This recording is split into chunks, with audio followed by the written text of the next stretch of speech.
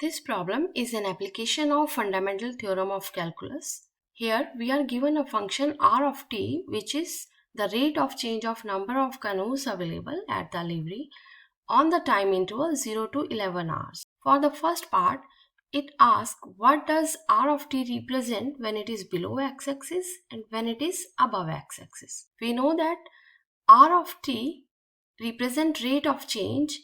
Rate of change is nothing but the slope, and slope is the other name of derivative.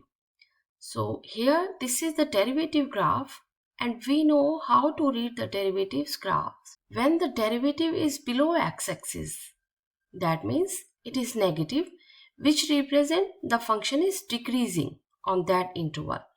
And when the derivative graph is above x-axis, that means function is increasing. Here the RT graph is below t-axis on the interval 0 to 5. The graph below x-axis represent that function is decreasing on this interval. That means the number of canoes available is decreasing as long as the graph is below t-axis.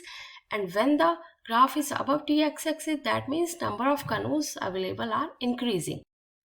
For the second part, we are given this accumulation function and we need to explain what does c of 0 represent. To find c of 0, we just plug in x as 0 into this function. The value of this integral would be 0 because this is the integral from 0 to 0. C of 0 is 80, which represent the number of canoes available in the beginning. To find c of 6, we just replace x with 6 over here, and this integral represent the area under the RT curve on the interval 0 to 6. That means we need to find this area and this area up to here. We find the area of this triangle, which is half times this base is 5 and the height is 30. Since this is below x-axis, so this area is going to be negative, and the area from 5 to 6 is positive. It's above x-axis. Again, this is a small triangle. Base is 1 and height is 10. This represents that initially there were 80 canoes available, and after 6 hours there were only 10 available. For next part, we need to find the derivative of accumulation function. To find its derivative, we know that derivative of constant is 0.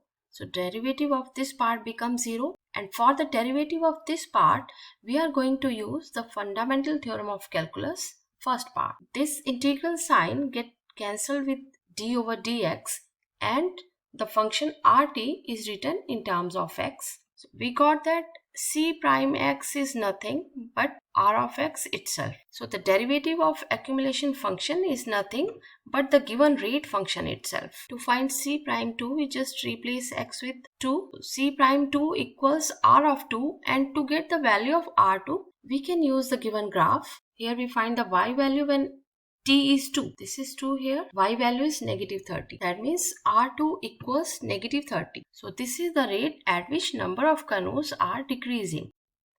For next part, we need to find when the function cx is decreasing and where it is minimum. Cx would be decreasing when its derivative is negative. And we know that derivative c prime x is nothing but the given rate function itself. So cx would be decreasing as long as the rx is below x-axis, and rx is below x-axis from interval 0 to 5. And cx would be minimum when the derivative c prime x changes from negative to positive. That means we need to see where the derivative graph r of x changes from negative to positive. Here we see that RT graph is changing from negative to positive below x-axis to above x-axis when t is 5. So this is the point of minimum. For next part, we need to find when the function cx is increasing and concave down. And this function cx would be increasing as long as the graph, the derivative graph, is above x-axis, and it would be concave down when its slope would be negative.